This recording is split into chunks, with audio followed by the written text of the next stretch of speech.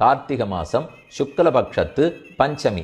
கீழே திருச்சானூர்ல இருக்கிற பத்மாவதி தாயார் மகாலட்சுமி, அந்த தாயாருக்கு உற்சவம், அவருடைய பிரம்மோற்சவம். அதற்காக பெருமாள் என்ன கொண்டாட்டம் பண்ணுகிறார் தெரியுமோ? கார்த்தால தான் எல்லாத்தையும் அமுது செய்வார். திருமார்பு நாச்சியாருக்கு திருமஞ்சனம் நடக்கும். அதற்கப்புறம் தாயார சாத்திக்கு கொடுக்க வேண்டிய பகுமான புடவை அதை தானே அணிஞ்சிப்பார். நிறைய மஞ்சள் கொத்து, திருவேங்கடவன் மூலமூர்த்தி முழுக்க மஞ்சள் கொத்தால் அலங்கரிச்சிருப்பார்.